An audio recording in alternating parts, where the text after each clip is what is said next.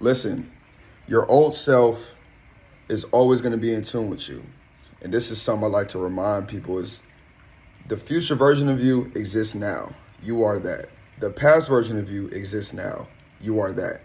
So every moment you have to deliberately choose who you're aiming to be, because you will always be them in this present moment. Your entire story will shift based on who you're choosing to be. So with that in mind, every time you try to elevate, to expand, there will be old habits and ways of thinking that will appear to try and drag you back down to where you were, your previous comfort level. This is why it's so important to focus on what you want, because when you do that, your only thing that you have to do is work backwards. Starting from the end, you're already that now. So now you're already knowing of the habits that they have. You're already knowing of the places you like to be. You're already knowing of the places and the things you like to do. So when you work from the end, because you are that already, your old self will try to latch on. It will try and fight you.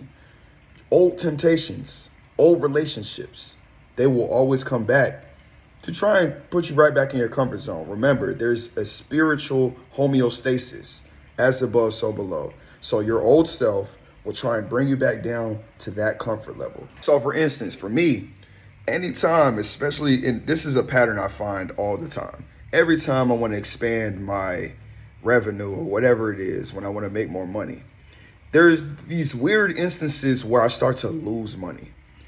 What you're elevating is your perspective on abundance. So getting rid of limiting beliefs when in regards to finances and abundances, you have to expose the way you thought about money in the first place. So at my previous level, and actually even now, there will be instances where I would lose money.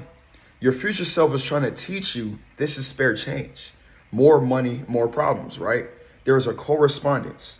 Your future self thinks of this as little. If you make a small problem a big problem, how would you be when you start making $1,000 and you lose $1,000? You're gonna be tripping the same way? Not off $100, maybe 1,000, but you are no longer the smaller version of you that you once were. Think about this. So no matter what financial circumstance you may be in right now, there is the end of the tunnel, no matter what, or else you could not be there. You are bigger than your situation. Never forget that.